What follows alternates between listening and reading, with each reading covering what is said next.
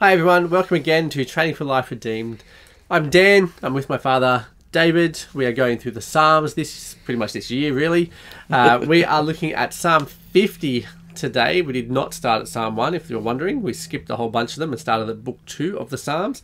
If you didn't know that the Psalms were split up into books, then go back to the first episode where we talked about that. Basically there are 5 books of the Psalms. To separate these 150 psalms that we have, that would be one very long scroll. Psalm 50, a composition of Asaph. God, Yahweh God, speaks, and he calls the earth from the rising of the sun to its setting. From Zion, from the perfection of beauty, he shines. Our God comes, and he's not silent. Fire consumes before him, and there's a great whirlwind around him. He summons the heavens above and the earth to judge his people. My faithful ones gather to me, those who cut my covenant by means of a sacrifice. The heavens declare his justice. For God, he is the one who judges. Selah. Hear, my people, and I'll speak, Israel, and I'll testify to you. I am God, your God. I have no dispute with you concerning your sacrifices, nor your whole burnt offerings that are continuously before me. I'll not take a steer from your house, or billy goats from your pens, for everything that lives in the bush is mine, animals on 1,000 mountains. I know every bird of the mountains, and whatever moves in the fields belongs to me. If I were hungry, I wouldn't tell you, for the world is mine and its fullness. Am I one who eats the flesh of the strong? Do I drink the blood of billy goats? Sacrifice to God with thanksgiving, and pay your vows to the Most High. Call me on a day of distress, and I'll deliver you, and you'll glorify me. But to the wicked I say, what is it to you to recount my statutes, and take up my covenant with your talk? But you hate correction, and you throw my word behind you. If you see a thief, you're pleased with him. Your lot is with adulterers. You use your mouth to send destruction, and your tongue contrives treachery. You sit with your brothers. You speak with the son of your mother to find fault. You do these things, and I'm silent. You think I'm like you. I have a dispute with you. I will set it out before your eyes. Understand this, you who forget God, lest I tear you apart and there is no deliverer. The one who offers a sacrifice of thanksgiving honours me, and setting away, I will show him the salvation of God. Psalm 50 is a proclamation to God's people and a call to them to basically, it's very clear at the beginning about those who follow God and how pleased he is with them, and then he talks about those who don't follow God and why on earth are you even trying to relate anything to the covenant and blah blah blah. You dorks basically. Yeah. But let's go to the first bit. The first bit's nice. It's really lovely. Wonderful. Anyone who is reading it would like to associate themselves with the first half. I'm sure. Yeah. I think it's interesting throughout this that the people are faithful in this first section. Yep. It's very clear. These are to the followers, the people who are following the covenant he's made, and he talks about how he's not going to ask sacrifices from them, even though they're required to do sacrifices and stuff. But there's a clear comparison he's making between God as the real God. And it's very clear. Verse 1 doesn't say God once. No. Right? It's a very emphatic way of using language to say God, Yahweh, God. Yeah. It's kind of like the one and only God whose name is Yahweh. That kind of emphasis that's being made. And so we have that, and that kind of gets compared to the other gods that are around at the time who need feeding and who drink blood. He talks about, do I need to eat the goat that you're bringing? Do I need to drink its blood? Are not all the animals on the mountain mine? I can tell you exactly all the names of every single bird that exists. Yeah. I don't need your dove that you're going to sacrifice to me. And yet that's really a stab at all the other surrounding Middle Eastern and a lot of contemporary Eastern gods who still need people to bring them food, to serve them. Very clear contrast, but it's God's using this in a way to kind of go, I'm not that God. I don't need that. All I care about is that you're a faithful servant, basically. Yeah, yeah. I love the sarcasm of the Bible. It sounds terrible, but God has a brilliant, Winston Churchill had great sarcastic wit, and it communicated powerfully. You didn't want to take Churchill on. But when you come up against God and he presents to you his grace, his love, his character, and then you sort of melt that away and merge it with the local views of their gods, and you end up with this mishmash muck. And so it was really powerful. We did a tour of Egypt with some archaeologist people from Macquarie Uni. And in all of these temples, you go, what on earth? It's like this whole country is full of tombs and temples. You'd put a tomb for your dead people, and then outside the tomb you'd build a temple. And in the temple you'd have pictures of all the dead people. And you would, underneath the picture of the dead people, you've got this, like a cartoon strip along the bottom, with all these slaves bringing platters of food and flowers and beer and wine and all this stuff. And so we had this long conversation with the Egyptologists, and they're telling us, well, if you think of the gods and your dead grandmother as having a battery inside them, and if you don't recharge the battery, it goes flat. And if it goes flat, well, their spirit that's living in the afterlife in the land of the gods sort of shrinks down and goes poof, and it's gone. So if you want your grandmother to continue to live in the land of the happy place, you've got to keep bringing her food and beer and all the rest. And anywhere where her picture appears, she's there. Her spirit lives in her picture.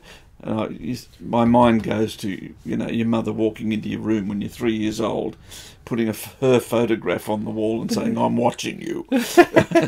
It's that silly. But here you are bringing food to the gods so that they don't fade away and go poof. And that's the way people thought of sacrifice. They're feeding the gods. They're, let me bring you another feast and you'll do me a favour. I actually wonder whether our custom of bringing flowers to a grave... Yeah, is linked to that. I didn't think that when you started talking. I'm like, yeah. Yeah, we're keeping Grandma's memory alive by turning up on Mother's Day and doing the flower thing. Yeah. What sort of belief system is behind that? And so what this song is doing, I think, is much like, you study the book of Judges is on my mind at the minute, where you're looking at what they call the Canaanization of Israel. God's covenant people just gradually absorb the culture of the people around them. Assimilating themselves into Canaanites. Yeah, and Yahweh sort of fades away and disappears, and they take on these ridiculous gods. And they turn his temple, his altar, into, we're feeding Yahweh to keep him alive. And this song is saying, fellas, I'm the creator God. Yeah. I created all this food in the first place. And I don't have a body, I don't need it. I did it for you and for my glory. Just get out there and enjoy it. One of the things I love about this, which I think in church history we've totally missed, is that God is a party God. He absolutely loves when his people gather and celebrate and feast and sing and even dance. Yep. No comments from you. I dance. But this whole wedding the other week. Yeah. I danced. Yeah. But that's the whole thing. Do you celebrate with Yahweh? Do you realise what he's done for you? That he provides the sacrifice. You don't. You just sit there and go, thank you. Yeah. Now the psalm then switches, because it's basically 50%. You're good to the people who are lovely and follow me. Hear my people type of stuff. And then we're going to switch in verse 16 to the wicked, he's going to say. And I love, as I was reading through this just before we started this, I love your little translation here where it says, in verse 21, you do these things and I'm silent. You think I am like you. I just think that's so what even modern Christians do this. Like we were chatting with Mum around the table earlier when we were talking about judges stuff, and it's like, churches, we so frequently just think of God like us, and it's the way that a lot of people, particularly people who you come across who aren't into going to church, but they're Christians and they read their own Bible, and they're just like, oh, I don't think God is like that. And normally that's more a reflection of the person than it is about what God has actually told us about himself in Scripture. And I think it's a typical, it's what Israel are doing, right? That's what he's accusing them of doing, is just going, God's not going to punish me for that. There's my sacrifice that I've done. And God's like, I don't care about your sacrifice. I care about your heart. And your heart is very clearly not where it needs to be. And you're changing your picture of me to match up with whatever you want, whether it be through an assimilation process like in Judges, where they're going to take God who rescued them from Egypt. Okay, they do it straight away. The God who rescued us from Egypt, worship the cow that I just made out of gold. You're like, the cow that you made out of gold is linking with Canaan stuff that's coming, or possibly even back to Egypt stuff, but they've linked God to that. So they're saying they're worshipping Yahweh, they're just doing it in a very wrong way. They call the golden calf Yahweh, and you go, you idiot. How did you do that? But apparently he just threw it into the fire and it came out. Popped out, like Yahweh believes that. Look, this happens at micro level when we sin and we think we can get away with it. So you think, God is, bolt of lightning isn't happening, the roof didn't fall in, therefore God didn't notice, and therefore I got away with it and it's okay. And we convince ourselves of that, right down at the little tiny levels. But at a bigger level, one of the things that's happening is that when you turn away from where God does speak to us in the Scriptures, you end up where I think the church is going. So I had an interesting discussion with a church leader who will remain nameless. It's a good way to do things. And he told me that it was important for the gospel that the church be seen to be a mainstream church, not a cult. And the way he did that was to go back to the trappings of a mainstream church. So it was important that he wear the robes. It was important that they had a liturgy. It was important that it looked like church, traditional mainstream church. And I just make the comment, is that where Jesus was? Was he mainstream? Was he up in Jerusalem with the robes and the gear? Or was he out in Galilee like a reject, where the people were? And then let's go back and have a look at mainstream church. We've just had, the Anglican Church is going through this crisis. Here's a whole bunch of the church that is now affirming things that they shouldn't, that have updated church. I invite you to watch the coronation of King Charles. That name is not usually associated with faithfulness. But here we are. King Charles is going to get the thing on his head.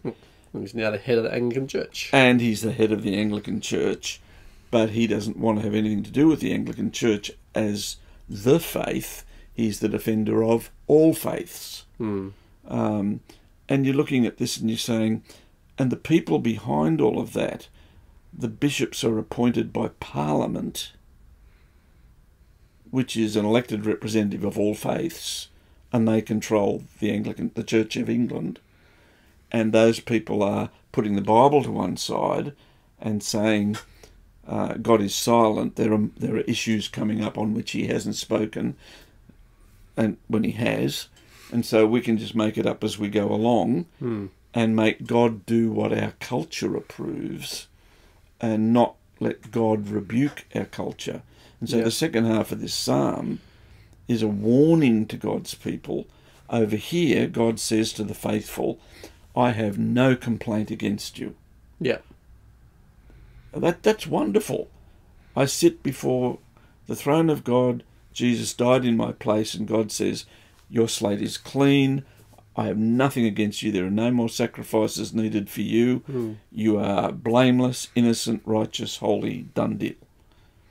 Over here, you people call yourself Christians, call yourself my people, but you ignore what I have to say and you go and do your own thing and imagine that I'm up there like just another one of you approving all of this because you want that to be the case. Yeah. You forgot me.